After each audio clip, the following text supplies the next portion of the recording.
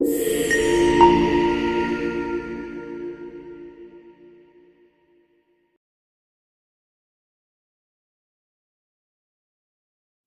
à tous et à toutes, bienvenue dans ce webinaire consacré à la thématique suivante, financer les litiges pour créer la surperformance. Alors, nous allons parler bien évidemment de litigation finance ou de financement de contentieux et pour ce faire, j'ai le plaisir d'accueillir Paul de Servigny. Bonjour. Bonjour Cédric, merci de m'accueillir. Paul, je vous en prie, avec grand plaisir. Paul, vous êtes le gérant litigation finance chez IDEO Capital Partners. Alors, votre offre, elle se situe à la croisée entre, le juridique et le financier. Ce qui va être intéressant lors de ce webinaire, c'est qu'on va parler de placement financier sans pour autant parler de marché financier. Est-ce que vous pouvez nous en parler un petit peu plus, expliquer en quoi consiste le financement de contentieux? Avec plaisir. Alors effectivement, on est à la croisée de plusieurs chemins, mais donc qu'est-ce que c'est que le financement de contentieux? C'est le fait de financer des personnes morales, donc des entreprises, des associations, des fondations, pour tous les coûts liés à un contentieux en particulier. Ce contentieux, il aura été analysé par nos équipes, validé par notre comité d'investissement, et ce financement va être dédié uniquement à ce contentieux et sera rémunéré uniquement sur le résultat de ce contentieux. Donc ce que vous venez de dire à l'instant, c'est qu'on est consacré uniquement donc sur des contentieux d'entreprise, jamais de contentieux particuliers. Exactement. Alors, vous savez, la seule exception, c'est les regroupements de particuliers. Là, je pense par exemple à des contentieux de masse, donc des actions collectives, des consommateurs qui vont se regrouper par exemple auprès d'une fondation, une association qui va les représenter devant les tribunaux. Ça, c'est une des exceptions. Ou alors des consommateurs qui vont être représentés individuellement, mais pour des contentieux, là encore, massifs, qu'on finance notamment en Espagne. Donc ce qui veut dire que votre périmètre géographique, où se situe? Uniquement en Europe ou dans le monde entier? Alors historiquement, chez IVEO, c'est une activité qu'on a commencé nous en 2014 et à l'époque, en 2014, on n'investissait que dans les mondes anglo-saxons. Pourquoi? Parce que fait, le financement de contentieux, le format n'existait que là-bas. Il a commencé en Australie il y a plus de 40 ans. Donc on a financé historiquement les États-Unis et l'Angleterre et depuis 2018, on a décalé notre focus géographique vers l'Europe. L'Europe continentale, c'est devenu maintenant notre plus gros marché. Le dernier fonds que l'on a fini de déployer en septembre est à 80 investi en Europe continentale, donc des contentieux aux Pays-Bas, Espagne, Portugal, France, Allemagne et Italie principalement. D'accord. Et aujourd'hui, le nouveau fonds que l'on lance est sur cette même stratégie, donc plus de 50 minimum, mais on espère atteindre plutôt les 75 en Europe continentale. Et après, les autres investissements seront aux États-Unis et en Angleterre. D'accord. Est-ce que vous pouvez nous parler, donc des principaux, moteurs de performance et quels sont les risques spécifiques à ce type d'investissement que l'on doit connaître, nous, en tant que conseil en gestion de patrimoine? Bien sûr, donc comme je le disais tout à l'heure, la rémunération de notre financement dépend du résultat. Ce qui est intéressant, c'est que cette rémunération, elle a des caractéristiques très spécifiques liées au risque sous-jacent. On finance un contentieux, on n'a aucun autre repaiement que le résultat du contentieux. Donc, si le contentieux est perdu, le fonds n'a le droit à aucun remboursement, la société ne nous doit rien. Si le fonds est gagné, mais insuffisamment, là aussi, ça peut être une perte puisqu'on récupérerait moins que le montant investi. Donc, il y a ce risque sous-jacent qui fait que le capital financé a un coût très élevé. Notre rémunération est typiquement un multiple de ce capital, qui va aller de 2 fois jusqu'à 4 fois, ou un pourcentage des dommages et intérêts totaux récupérés, qui va aller de 10 jusqu'à 30. Donc on est sur un rendement totalement asymétrique, parce que vous avez un budget d'avocats, d'experts, de tribunaux que vous financez, et derrière un résultat et un paiement de gains qui est, lui, pas lié à ce budget. Donc, vous pouvez aller chercher des multiples déjà assez attractifs et derrière, si c'est un résultat vraiment très, très positif, un pourcentage d'un montant de dommages et intérêts qui n'a jamais de lien logique avec un budget. C'est pas parce que vous financez plus de frais d'avocat que vous allez obtenir plus de dommages et intérêts auprès d'un tribunal. Donc, c'est vraiment cette asymétrie que nous, on va aller chercher sur tous ces contentieux et après, un peu dans une stratégie équivalente à d'autres fonds de nos côtés, un portefeuille aussi diversifié que possible. Donc dans le dernier fonds, par exemple, qui faisait 110 millions d'euros d'encours, on a été financé 49 contentieux différents, donc vraiment un pool de contentieux très, très, très large, dans plein de juridictions différentes, avec bien sûr des typologies de dossiers que l'on préfère, et on pourra y en parler après, et des juridictions, bien sûr, avec lesquelles on est plus confortable, mais voilà, une grande diversification. Ça nous permet à nous de gérer ces principaux risques qui sont déjà la perte du contentieux, la durée, puisque les contentieux durent et surtout on sait quand ça commence, mais c'est toujours très difficile de prévoir quand est-ce qu'un contentieux va se terminer et surtout se terminer dans un scénario positif, c'est gagner et payer. Autant un scénario négatif, ça, celui-là, on le connaît tous. Et ensuite, le risque d'illiquidité de cette classe d'actifs, puisqu'aujourd'hui, c'est pas un marché où il existe un marché secondaire développé. Donc, on doit, pour le moment, conserver nos positions jusqu'au bout et donc les gérer. Donc, à côté de ce risque-là, vous avez l'approche déjà choix et sélectivité Bien sur sûr. les contentieux que l'on analyse et que l'on valide, la diversification qui est nécessaire et ensuite la troisième qualité que l'on a nous et la troisième offre que l'on a dans notre produit, c'est la structure assurée. Donc qu'est-ce Ouais, que parce c'est que que la ça, structure assurée? je pense que c'est rassurant que vous nous en parliez parce que je trouve que c'est très intéressant et j'imagine que ça limite dans le temps, je veux dire, notre durée d'investissement. Exactement. Donc l'assurance, c'est quelque chose qui existe dans cette industrie pour plusieurs raisons. Déjà, les assureurs assurent du risque juridique en permanence. Et ce que l'on a toujours trouvé intéressant chez IVEO, c'est que les assureurs étaient aussi prêts à couvrir le montant investi, donc le capital D'accord. investi dans chaque contentieux. C'est une stratégie que l'on a, nous, depuis 2014, depuis le tout premier contentieux qui a été financé. C'est d'offrir aux investisseurs une couverture non pas uniquement sur le risque catastrophe, on perd le contentieux et donc on est capable de vous rendre le capital investi, mais aussi sur la durée, puisque, encore une fois, comme je l'ai dit, la duration, c'est un gros risque et c'est une grande inconnue sur nos contentieux. Et donc, on a systématiquement utilisé des polices d'assurance pour couvrir ces deux risques-là. Aujourd'hui, cette couverture, elle a quelque peu évolué avec notre dernier produit, puisque maintenant, ce n'est plus une couverture sur chaque cas, c'est une couverture sur le D'accord. portefeuille total du fonds. Global. Et cette couverture globale, elle a une durée maximum qui est alignée avec la vie du fonds, qui est aujourd'hui de 7 ans. Donc c'est une couverture qui a commencé au premier closing du fonds, de notre nouveau fonds, donc notre nouveau millésime qui a été lancé en décembre 2025 et qui va durer 7 ans pour un montant total. Et si dans 7 ans, on est en dessous de ce montant total sur les montants collectés et récupérés pendant la vie du fonds, l'assureur couvre le delta, l'investisseur récupérera le montant qu'il n'a pas récupéré sur son montant investi. Et si par contre on est au-dessus de ce montant assuré, bien entendu, là tout le monde est content, l'assureur touche une prime au succès et le reste des profits sont distribués aux investisseurs. Donc on a vraiment toujours utilisé et toujours réfléchi sur cette classe d'actifs avec un minimum, ou en tout cas un seuil pour pouvoir dire aux investisseurs si ça ne se passe pas comme prévu, on ne mettra pas la totalité de votre capital en risque. Ce n'est pas du tout notre approche et ça n'a jamais été la volonté d'IVEO sur cette classe d'actifs. Donc, ce que je dois comprendre, c'est que si j'ai mis 500 000 euros dans votre fonds, au bout de 7 ans, je suis contre-assuré. Si les différents dossiers ne sont pas dénoués au bout de 7 ans, ma mise de départ, elle est garantie. Et qu'est-ce qui se passe si il fallait 8 ans et demi sur un dossier pour qu'on ait ce dénouement? Est-ce que j'ai un droit de suite? Alors, juste une petite précision, donc on ne peut pas parler de capital garanti puisqu'on n'est pas dans le D'accord, monde du capital garanti. C'est vraiment juste un capital assuré puisque l'assurance derrière ne fonctionne pas comme une garantie sur un fonds euro, par exemple. Donc on est vraiment sur un capital d'accord, assuré et aujourd'hui, la structure qui est actuellement en place, c'est votre capital investi dans les cas moins les frais de gestion. Donc vous êtes dans un scénario catastrophe, c'est-à-dire que tous les cas durent maximum les 7 ans. Vous êtes à 85% assuré, donc pour un montant de 500 000 euros, vous récupéreriez 425 000 euros à peu près en année 7 si, encore une fois, il ne s'est rien passé et tous les cas ont duré le maximum. Donc le maximum des frais de gestion ont été payés au fond, ce qui est aussi là aussi un scénario très hypothétique puisque notre durée moyenne des cas, elle est de 4 ans pour une raison très simple, qui est que vous perdez vos cas plus vite que vous ne les gagnez. Donc en général, quand on perd un cas, on s'arrête, on ne dépense pas l'intégralité du budget, on rend le budget non dépensé au fond et donc aux investisseurs. Donc c'est un scénario un peu catastrophe, mais qui est important de rappeler aux investisseurs. d'accord. Merci de ces précisions. Comment est-ce que, Paul, vous sélectionnez en fait les dossiers que vous financez et quels sont en fait les critères clés qui déterminent votre décision d'investissement?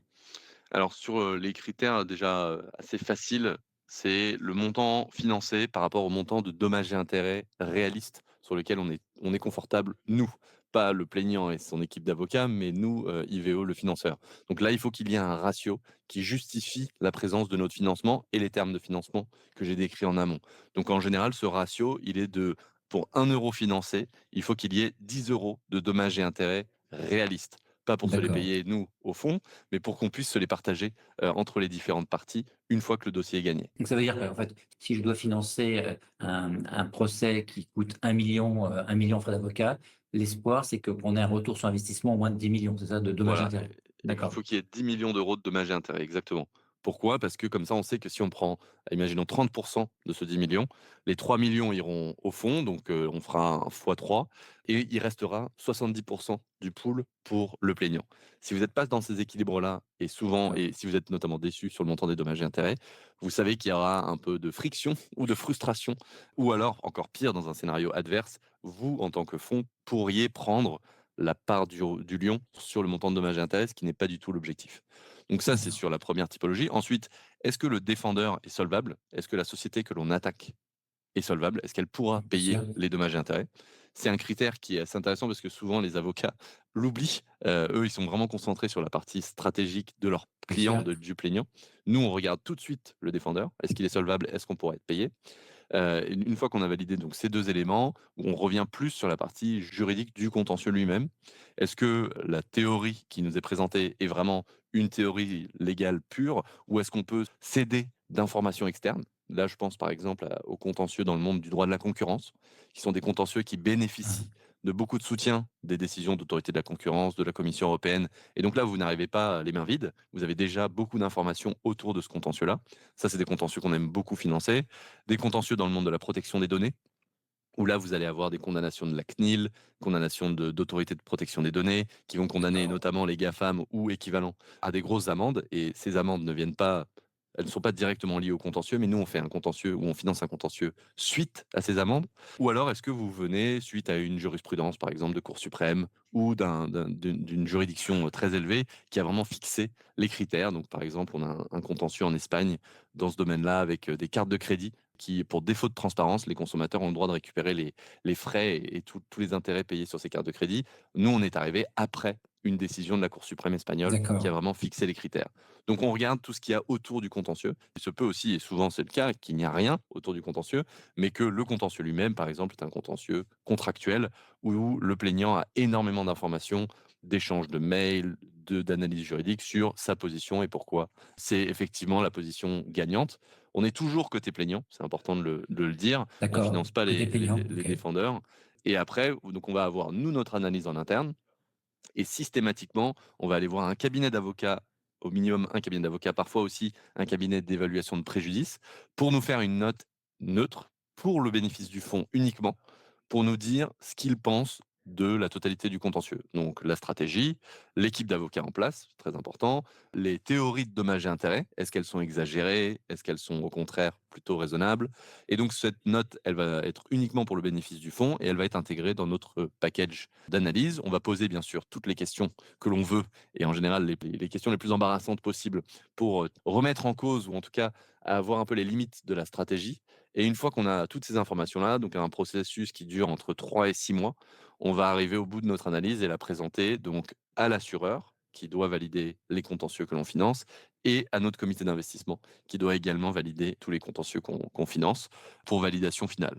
Donc D'accord. ça fait un filtre pour donner une idée. Sur le fonds précédent, on a analysé à peu près 600 contentieux différents pour arriver aux 49 dossiers validés et financés actuellement dans le fonds. Donc un filtre de moins de un contentieux pour 10 et qui du coup nécessite aussi un très grand flux entrant.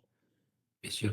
Est-ce que vous pouvez, nous parler, Paul, donc des caractéristiques essentielles, en fait, du fonds de réserve? Donc, bon, la durée, on a dit que c'était 7 ans, perspective de rendement, et cetera. Bien sûr. Donc sur le fonds actuellement en cours de levée, donc c'est une SLP française, donc ouverte à une clientèle, avertie et professionnelle. Le ticket minimum, c'est combien alors? Ticket minimum, c'est 100 000 €. D'accord. L'objectif total de levée, il est de 150 millions d'euros sur ce fonds-là. Donc il bénéficie de cette assurance au portefeuille qu'on a décrit avant. L'objectif, effectivement, c'est de le déployer en 3 ans, donc déploiement total et appel total, des engagements de vos clients. Historiquement, on n'a jamais appelé moins que 100 des engagements, c'est important de le rappeler. Des appels à date fixe, donc 3 appels, dans la durée de vie du fonds. Ça aussi, c'est un changement D'accord. avec le passé. Un par C'est an, bien, c'est 45 bien. l'année 1, 30 l'année 2 et 25 l'année 3. Et l'objectif de rendement de ce fonds-là, alors là aussi, on améliore par rapport au passé. Alors d'une part, parce qu'on considère que la typologie de contentieux européenne que l'on voit maintenant, elle nous permet de mieux gérer le risque de perte. Et encore une fois, comme je l'ai dit avant, la perte, c'est aussi de gagner insuffisamment. Donc aujourd'hui, on table sur un taux de perte de 40 dans notre scénario conservateur et un multiple sur les cas gagnés de 4 fois le montant investi. Et ça nous permet d'arriver à des TRI cible nette de tout de 14. Voilà, ça fait un multiple pour l'investisseur de 1,8, un peu plus d'1,8. Pour comparer avec le passé, on était plutôt autour des 10-12 de TRI net parce qu'on avait, ce partage sur tous les profits. Aujourd'hui, comme le D'accord. partage, il est capé, ça nous permet d'aller chercher une performance, encore plus intéressante pour le client. Sur les flux, effectivement, on va y avoir donc ces 3 premières années d'appel de fonds et là-dessus, il y a très peu de chances de voir des flux, retour. Pourquoi? Parce que, en général, les Trop contentieux dans court? les Ouais, ouais, trop exactement court. et puis Mmh. les contentieux dans les quand lorsqu'on investit, ils sont à un certain stade d'avancement. On n'arrive pas au moment où c'est juste une idée. On arrive une fois qu'il y a déjà eu des premières étapes de franchies, au moins, du travail fait par les avocats, mais c'est assez peu commun que dans les 3 ans, vous ayez un résultat définitif, puisqu'encore une fois, on est payé au moment du résultat définitif, mais vous avez des premiers retours années 4 et 5 et ensuite, le gros des retours en année 6 et 7 des contentieux avec effectivement, comme on en a parlé avant, la possibilité qu'en année 8, 9 et 10, vous continuiez à avoir des flux rentrants, mais encore une fois, ces flux, ils seront par-dessus votre montant d'engagement puisque celui-ci, il vous aura été rendu, s'il ne vous avait pas déjà été rendu avant, en année 7. Donc ça D'accord. fait, une durée de vie totale de la structure qui peut effectivement s'étendre au-delà des 7 ans et on sait que c'est possible, mais qui est prévu pour. Donc ce que je comprends par rapport à ce que vous voulez dire, c'est que ticket minimum 100 000 €, Oui, durée d'investissement minimum 7 ans et plus. Au bout de 7 ans, si l'assureur, si on n'a pas reçu suffisamment de liquidités, il nous verse au moins les capitaux investis moins les frais de gestion. exactement. Ensuite, les dossiers qui ne sont pas dénoués, bah, ils continuent à vivre dans le fond, d'accord? Ouais. Et votre objectif de rendement est aux alentours de 13-14% net des frais d'assurance de la préférence et des frais de gestion du fonds, c'est ça? Exactement et du carried, donc de la commission de surperformance du fonds.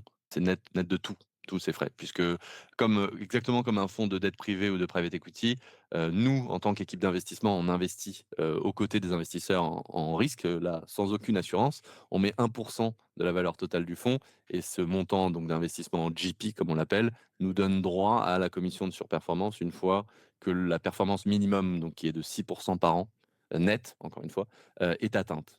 Une fois qu'on a atteint les 6, on a un 80-20, 80 pour l'investisseur, 20 D'accord. pour l'équipe d'investissement qui a lieu. Donc le 14 qu'on annonce, il est bien net aussi de cette commission de surperformance, on pourrait l'appeler comme ça. Dernière question, Paul. Quelle est, selon vous, la cible des investisseurs? À qui ça s'adresse? Bien sûr, la cible, c'est vrai qu'elle a beaucoup évolué. Moi, quand j'ai rejoint Ivéo il y a presque 8 ans maintenant, la cible, c'était principalement, des family office ou des clients avec, enfin plutôt du ultra high net worth qui avaient effectivement déjà un portefeuille de non coté extrêmement large et qui rajoutaient le financement de contentieux à ses côtés. Je pense qu'aujourd'hui, alors non seulement en changeant de structure et donc en ouvrant, notre structure à des tickets de 100 000 €, tu as aussi ouvert le champ de type de clients et notre structure assurée, je pense, se loge très, très bien aux côtés justement d'autres placements de nos côtés avec, un aspect décorrélant qui est, bah, très clair. Non seulement du produit, donc des contentieux par rapport au reste de l'économie, puisque aucun de nos contentieux n'a de lien avec ce qu'il se passe dans le contexte micro et macro et la géopolitique n'a aucun impact sur le résultat et la décision d'un juge sur, par exemple, une entente anticoncurrentielle dans le domaine des producteurs laitiers en Espagne. Eux, ils ont déjà été condamnés pour l'entente et nous, on vient juste chercher des dommages et intérêts. D'accord. Donc cette décorrélation, elle se loge, elle permet à ce produit de se loger vraiment très bien aux côtés d'autres produits, de dette privée, de private equity, d'infrastructure. Le ticket de 100 000 € permet aussi de potentiellement prendre une exposition moins importante que ce que les clients peuvent prendre sur du private equity ou de la dette privée, ce qui est totalement logique à mon sens, mais elle permet quand même de bien se loger à côté et d'avoir une poche alternative qui va potentiellement, et je l'espère et je nous le souhaite, donner du rendement à des moments justement un peu de creux. On a une belle histoire dans notre premier fonds qui est que notre plus beau résultat à date, c'est un investissement, on a investi 1 million de livres à l'époque et on a récupéré 33 millions Ah pour le oui, fonds. waouh! Alors, pré-partage avec l'assurance. À l'époque, on donnait encore une fois 50 à l'assurance, donc il y a beaucoup qui est parti chez l'assureur, mais quand même un très beau résultat pour le fonds. Et surtout, ce résultat, il a eu lieu, il a été validé en avril 2020. C'est l'illustration parfaite de la décorrélation et d'un un produit qui, justement, finalement, attendait juste une décision d'un juge Mais le juge, Covid ou pas Covid, Bien la sûr. décision est quand même sortie. Donc c'est vraiment pour ça, je pense qu'il se loge parfaitement aux côtés d'autres poches, d'e-liquide avec cette sécurité que l'on donne avec l'assurance qui fait que si le produit ne se passe pas comme prévu, au moins, il y aurait eu qu'un coût d'opportunité et des frais de gestion. Donc pour les gens qui n'ont jamais entendu parler de ce produit, c'est quand même un côté très rassurant et après les caractéristiques de notre assurance qui ont beaucoup changé, maintenant nous permettent aussi d'aller chercher un rendement qui pourrait nous Super. permettre de se comparer à des fonds de private equity, bien performants.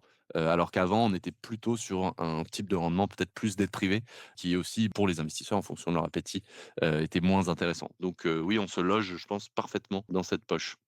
Paul, merci pour cette conclusion. Donc, ce que je retiens, c'est que, un, on a un actif qui est totalement décorrélé des marchés financiers et je trouve que c'est assez rassurant puisqu'on finance des contentieux qui ont rien à voir avec les marchés financiers, mais qui ont à voir avec l'économie en général. Deuxième point, on a un ticket minimum de 100 000 euros, on a une durée d'investissement de 7 ans. On espère que compte tenu de la structuration et du sérieux dans la qualification et dans l'audit des dossiers, que vous allez sortir un rendement entre 13 et 14%. Autre élément important, c'est que au bout des 7 ans, si l'intégralité n'a pas été intégralement rendue, c'est l'assureur qui le fait, moins les frais de gestion. Donc, ce que je retiens, c'est que c'est un vrai actif de diversification qui vient en complément d'actifs non cotés. Une dernière question. Le fonds, il clôture quand? Alors la fin de la période de commercialisation, a priori, c'est décembre de cette année, avec une possibilité d'extension de 6 mois, mais que je ne souhaite pas. Mais en tout cas, aujourd'hui, à date, on est à près de 30 millions d'euros levés, avec un prochain closing qui aura lieu fin mars et ensuite un autre closing qui est prévu pour fin juin. Donc, je vous invite, en tout cas, chers confrères CGP, à aller sur le site de Patrimeta, puisque vous retrouverez sur le stand nouvellement créé de IVEO toutes les informations et les comptes rendus qui ont été évoqués par Paul durant ce webinaire. Paul, merci beaucoup et Merci à vous, à très Cédric. bientôt. Et puis, je vous souhaite une très bonne collecte sur ce produit Merci très beaucoup. intéressant. Merci. Bonne journée.